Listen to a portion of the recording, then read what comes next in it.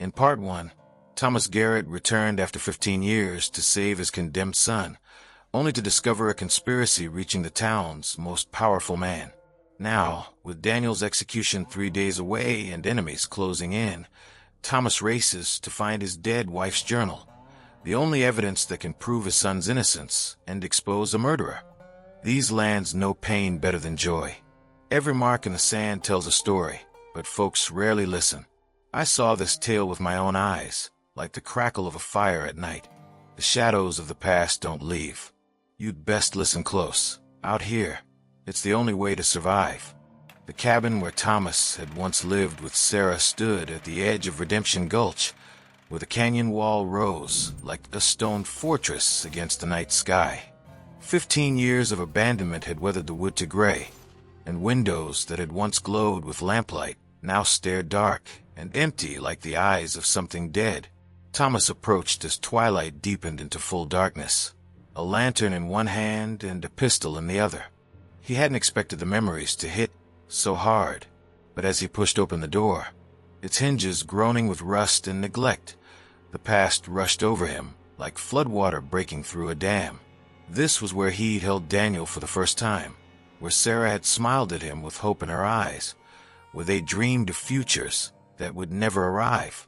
The main room was stripped bare, furniture long since sold or stolen.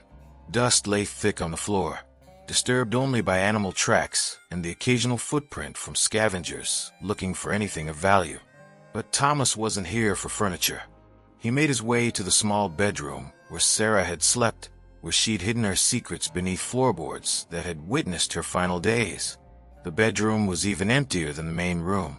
A broken bed frame leaned against one wall, and faded curtains hung in tatters at the window. Thomas knelt on the floor, running his hands over the wooden planks, searching for the loose board Daniel had mentioned. It took him 20 minutes of methodical searching before he found it, a board near the corner that shifted slightly when pressed. He pried it up with his knife, revealing a hollow space beneath. Inside, wrapped in oilcloth to protect it from moisture, lay a leather-bound journal. Thomas lifted it out with hands that trembled slightly. This book had been Sarah's final act of resistance against the man who'd poisoned her, her last attempt to protect the son she'd raised alone. Thomas opened it, holding the lantern close to illuminate pages covered in careful, painstaking handwriting. Sarah had never been educated formally, but she taught herself to read and write through sheer determination. The journal entries were simple but devastating in their clarity. May 3rd, cleaning mine office. Saw ledger page with payment to Desert Freight and Transport for $2,000. Mr. Blackwood said new supplier, but I saw same company name on 3 other pages, all big amounts. Seems strange. May 17th, more payments to Desert Freight. Asked Mr. Drummond who runs this company. He got nervous, said it's none of my concern, but I saw his hands shake when he closed the ledger. June 2nd, Mr. Blackwood visited me today. Brought medicine for my cough. Asked if I'd seen anything unusual at the office. I said no, but he stared at me like he could see through my lie. I'm afraid. June 8th, changed my cleaning assignment. No more mine office. Mr. Blackwood says he's being kind, giving me easier work. But I know it's because he suspects I know something. I need to write everything down, just in case. The entries continued, documenting months of observations about fake invoices, phantom supply companies, and money disappearing from the mine's accounts. Sarah had been meticulous, noting dates, amounts, and the names of companies that Thomas now recognized as shells designed to funnel embezzled funds into Blackwood's pockets. The final entry was dated 2 weeks before Sarah's death. Mr. Blackwood brought me special tea today. Said it would help my cough. But I feel worse after drinking it, not better.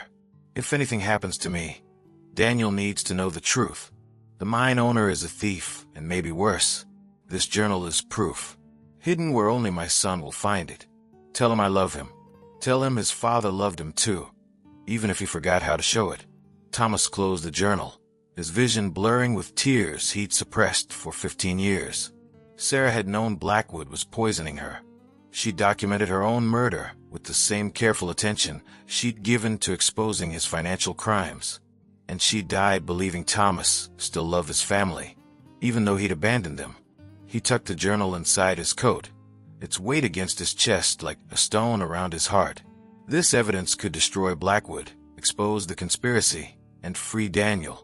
But getting it to the right authorities would be nearly impossible when Blackwood owned the sheriff, the judge, and most of the town council. Thomas was so focused on the journal that he almost missed the sound of footsteps on the porch outside. He doused the lantern immediately, plunging the cabin into darkness. Moonlight filtered through the broken window, providing just enough illumination to see shadows moving outside. Multiple shadows. Men surrounding the cabin with the practiced silence of hunters who'd cornered their prey. Thomas Garrett. The voice that called out belonged to Nathaniel Blackwood, smooth and cultured despite the murder it concealed. "I know you're in there. I know what you found. Come out, and we can discuss this like civilized men." Thomas drew his pistol, checking the cylinder by feel. 6 shots. He counted at least 4 shadows outside, possibly more. Bad odds, but he'd faced worse. "You killed my wife," Thomas called back, his voice steady despite the rage burning in his chest. "Poisoned her because she discovered you were embezzling from your own company." "Sarah's death was unfortunate," Blackwood replied, no hint of remorse in his tone.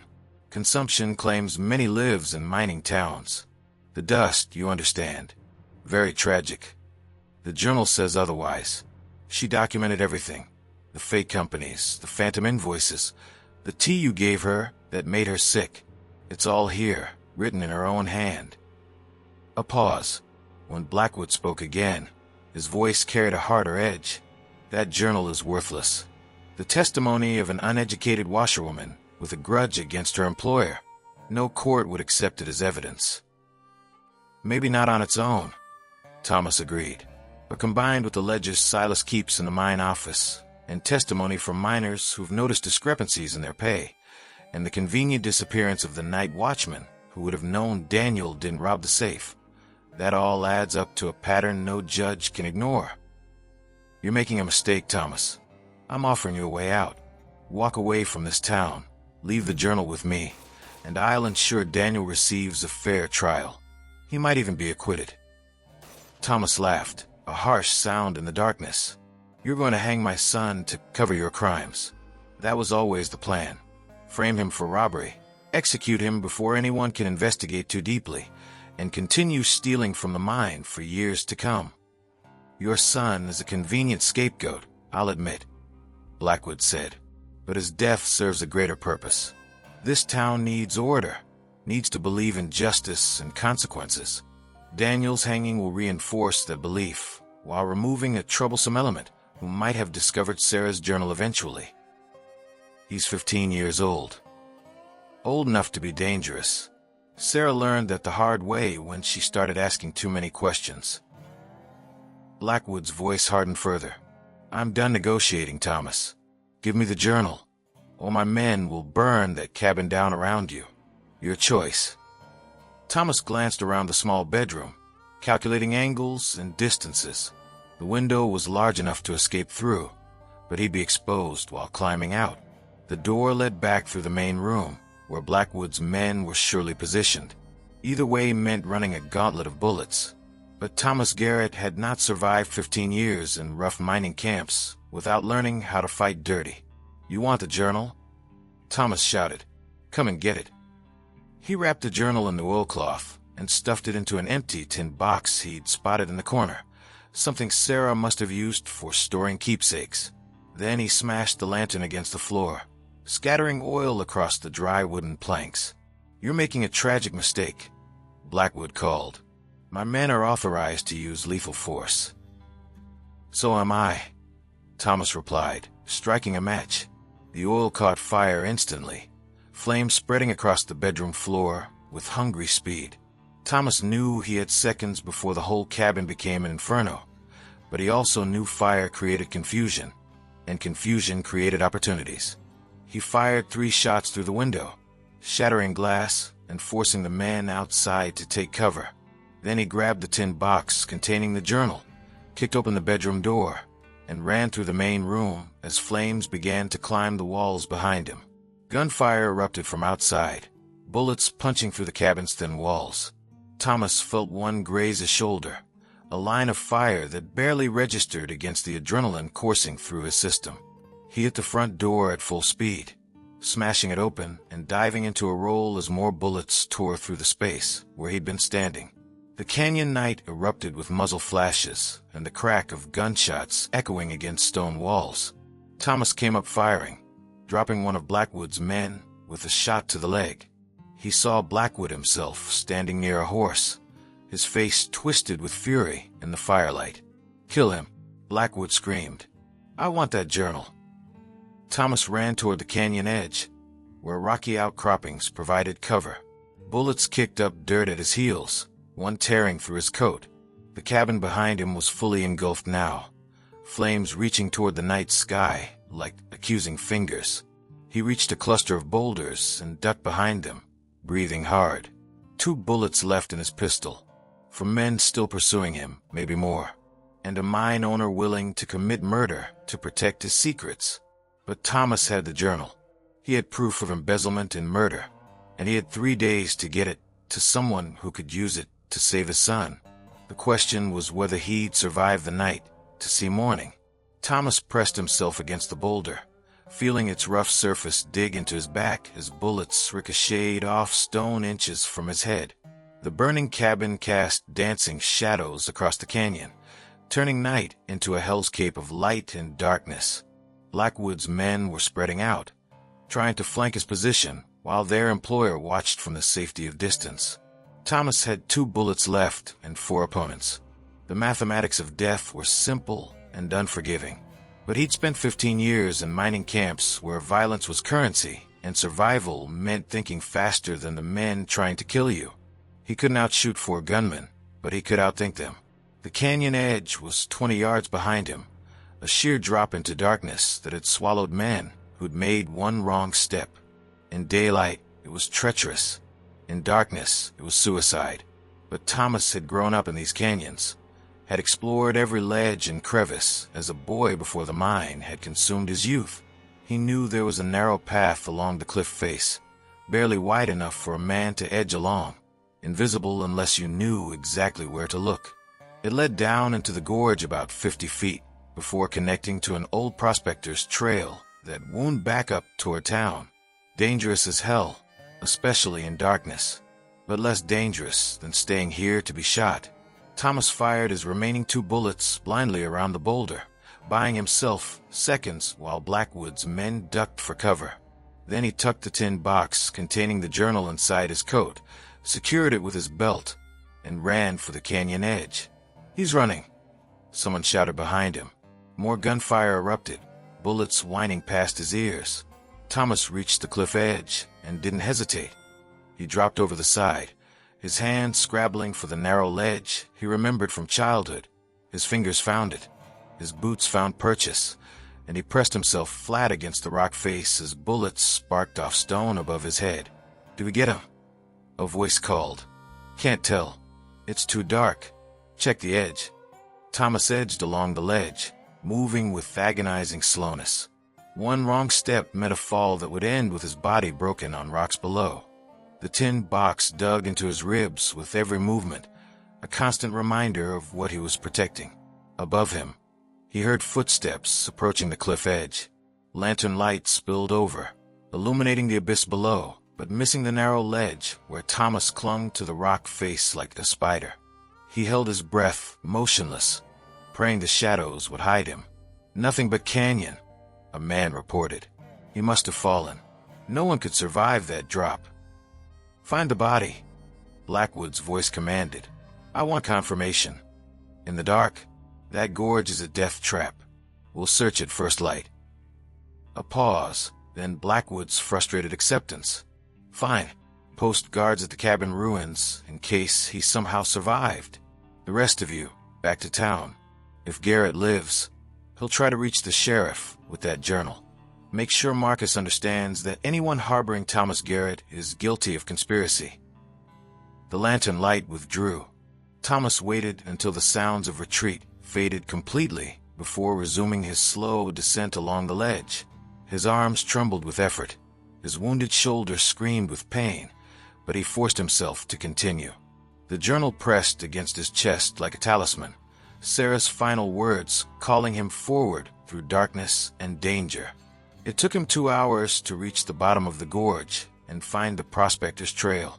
By then, his hands were bloody from gripping sharp rock, his legs shook with exhaustion, and the adrenaline that had sustained him was fading into bone-deep weariness. But he was alive, and he had the evidence that would destroy Nathaniel Blackwood. The trail wound upward through narrow passages carved by ancient water, steep enough that Thomas had to use his hands to climb in places. Dawn was breaking by the time he emerged near the edge of town, the sky turning from black to gray to the pale gold of early morning. Thomas knew he couldn't approach the sheriff's office directly. Blackwood's men would be watching for him there, and Marcus Hollis, despite their old friendship, was compromised by loyalty to the mine owner who paid his salary. Thomas needed someone beyond Blackwood's reach, someone with the authority to investigate corruption and the courage to stand against a powerful man. The territorial judge. According to Marcus, Judge Harlan Thorne was expected to arrive in 2 days for Daniel's trial. Thorne had a reputation for honesty and a hatred of corruption that made him feared by anyone who bent the law for profit. If Thomas could reach the judge before Blackwood's influence poisoned the well, he might have a chance. But first, he needed to stay alive for 2 more days. Thomas made his way to the town's livery stable, where the old hostler, Pete Watkins, was already awake and feeding horses. Pete was nearly 70, half-deaf, and loyal to no one but the animals in his care. He'd been ostracized by the town council years ago for refusing to sell his land to the mine company, and that stubborn independence made him the closest thing to a safe harbor Thomas could find. "Pete," Thomas called softly from the shadows. The old man turned, squinting.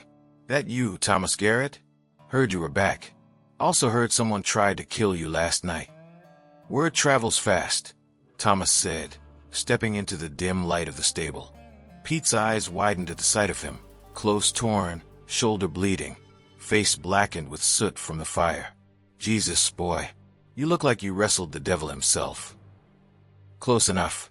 Thomas sagged against the stall door, exhaustion finally catching up with him. "I need a place to hide for 2 days, until Judge Thorne arrives." Pete studied him for a long moment, then spat tobacco juice into the straw. "Blackwood's looking for you. Offered $1,000 to whoever brings you in, dead or alive." "I know, but I have proof he's been embezzling from the mine. Proof he murdered my wife to keep her quiet, and proof my son is innocent of the robbery he's being hanged for."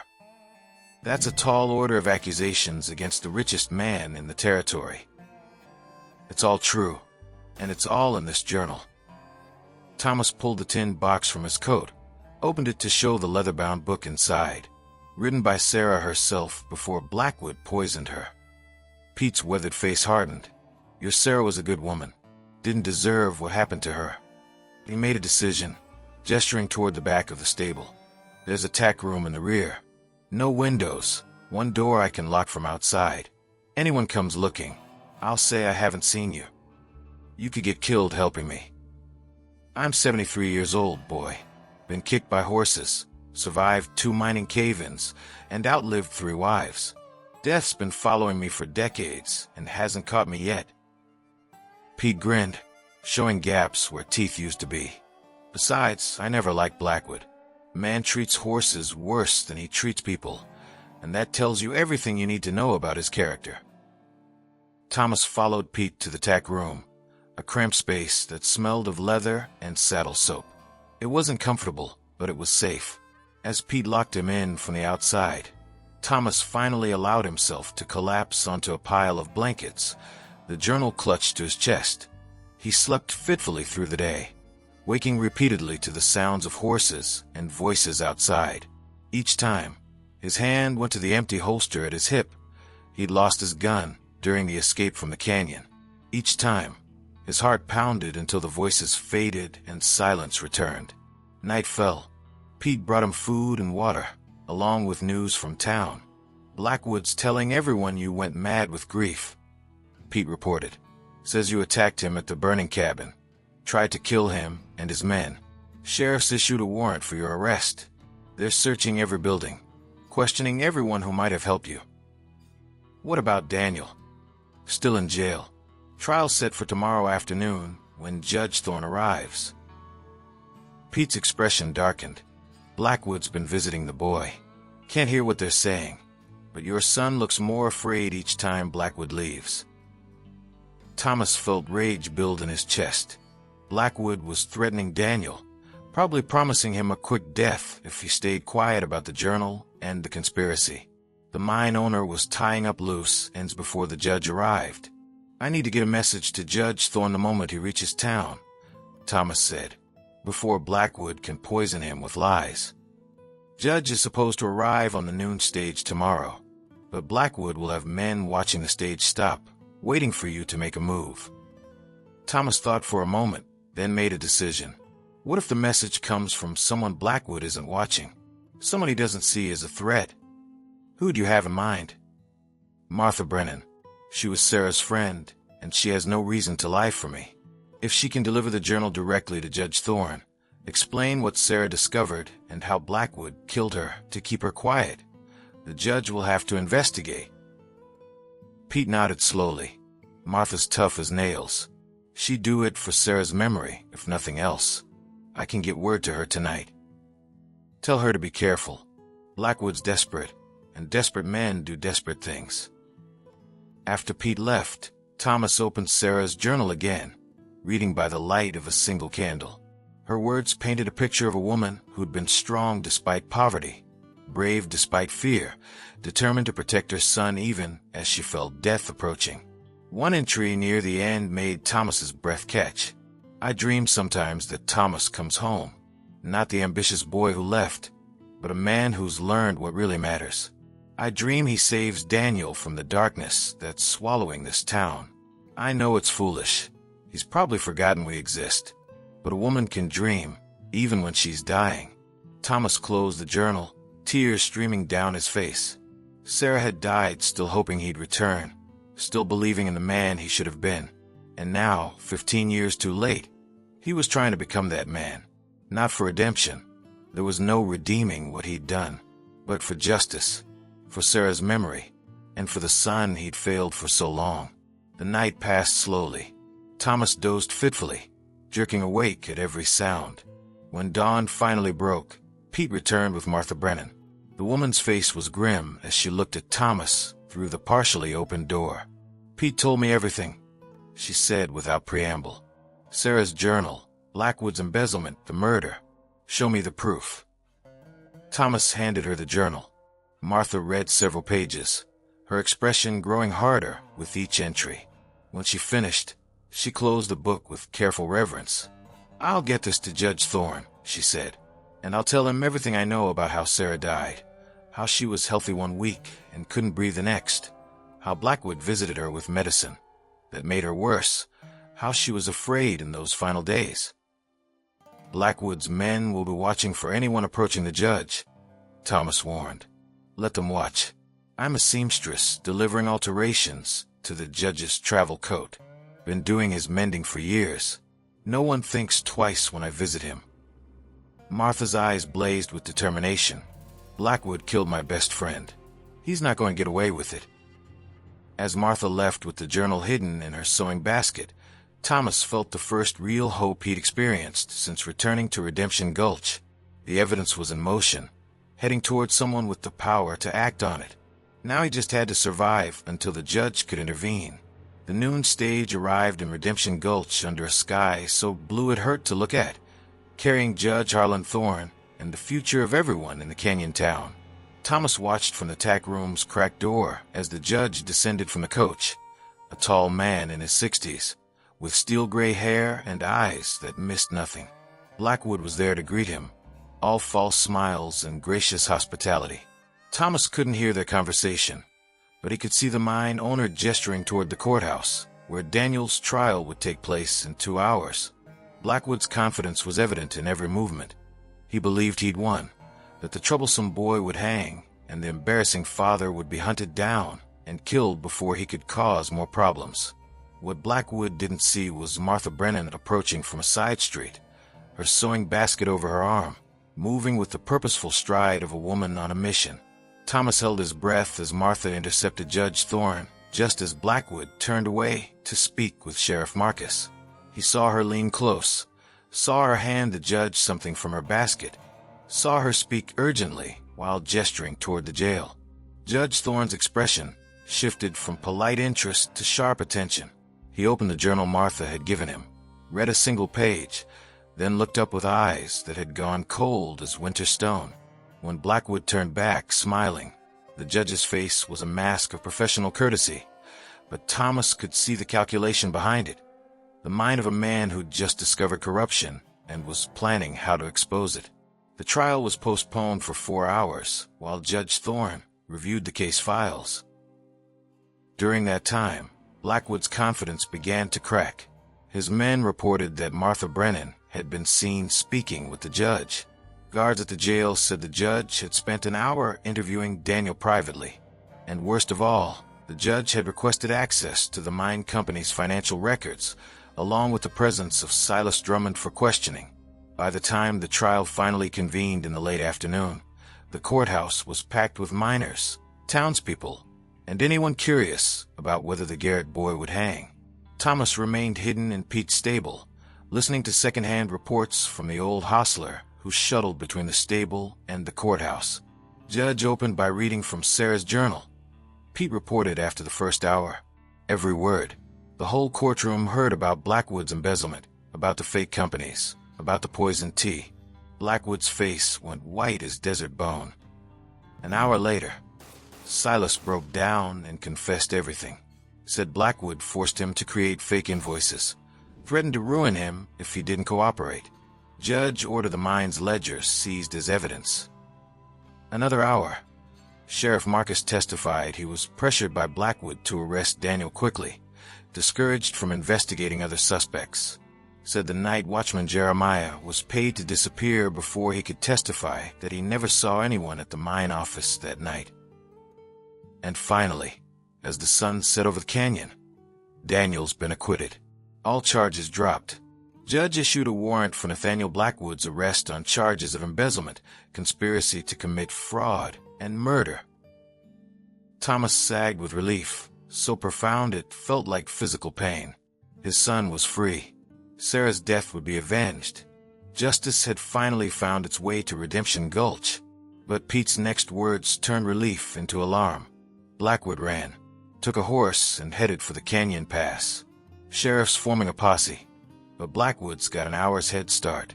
If he reaches the territorial border, he might escape prosecution altogether. Thomas was moving before Pete finished speaking. He burst from the tack room, grabbed the nearest saddled horse. Pete didn't try to stop him, and rode for the canyon pass at a gallop that scattered chickens and startled pedestrians. He knew this canyon better than Blackwood ever could, knew shortcuts through narrow passages, knew which trails were fast and which were deadly. The mine owner had money and a head start, but Thomas had motivation burning like wildfire in his chest. He caught up to Blackwood just as the sun touched the canyon rim, painting everything in shades of gold and blood. The mine owner's horse was exhausted, foam flecking its mouth from being driven too hard. When Blackwood saw Thomas approaching, he drew a pistol and fired wildly. The bullet went wide. Thomas kept coming. "It's over, Blackwood." Thomas shouted, "You can't outrun justice." "Justice?" Blackwood's laugh was bitter, desperate. "You want to lecture me about justice? You, who abandoned your family to chase silver. You're no better than me, Garrett. We're both men who chose money over what mattered." The words hit Thomas like a physical blow because they carried truth. He had chosen silver over family. He had been a coward and a failure. But that was exactly why he couldn't let Blackwood escape. "You're right," Thomas said, slowing his horse to a walk as he closed the distance. "I am a coward. I did abandon my family. But the difference between us is that I'm trying to make it right. You're trying to run from what you did. Making it right." Blackwood raised his pistol again, his hand shaking. You can't make up for 15 years of absence. You can't bring Sarah back. You can't undo the damage you caused. No, Thomas agreed, but I can stop you from hurting anyone else. Blackwood fired. This time the bullet grazed Thomas's arm, a line of fire that barely registered against the adrenaline coursing through him. Thomas didn't have a gun. He'd lost in the canyon, but he had 15 years of guilt transformed into righteous fury. He kicked his horse forward, closing the final distance between them. Blackwood tried to fire again, but the pistol clicked empty. Thomas launched himself from the saddle, tackling the mine owner off his horse. They hit the ground hard, rolling in the dust. The fight was brief and brutal. Blackwood was soft from years of luxury, while Thomas was hardened by mining work and desperation. Within moments, Thomas had Blackwood pinned, his forearm across the man's throat. "You killed Sarah," Thomas said, his voice shaking with emotion. "You poisoned her because she discovered your embezzlement. You framed my son to cover your crimes. You destroyed my family." "Your family was already destroyed," Blackwood gasped. "You did that yourself when you left." The truth of it nearly broke Thomas's resolve. But then he thought of Sarah's journal, of her dying hope that he would return and save Daniel, of Martha Brennan's words, "If you can make something right, maybe I'll understand what Sarah saw in you." "You're right," Thomas said, releasing his hold on Blackwood's throat. "I destroyed my family, but you murdered my wife. And for that, you're going to face a judge and jury, not run away like I did." Behind them, the sound of approaching horses signaled the arrival of Sheriff Marcus and his posse. Judge Thorne rode with them, his face grim as he surveyed the scene. "Nathaniel Blackwood," the judge announced, "you are under arrest for embezzlement, conspiracy, and the murder of Sarah Garrett." As they hauled Blackwood to his feet and shackled him, the mine owner looked at Thomas with hatred and something that might have been respect. "You won," Blackwood said quietly, "but it doesn't change what you are. You'll always be the man who left his family to die." "I know," Thomas replied, "and I'll spend the rest of my life trying to be someone better." The ride back to Redemption Gulch was quiet, the sunset painting the canyon in colors that reminded Thomas of blood and fire and cleansing flame. When they reached the town, Daniel was waiting outside the courthouse, free from his cell, his back still bandaged, but his eyes clear. Father and son looked at each other across the dusty street, 15 years of absence stretching between them like the canyon gorge.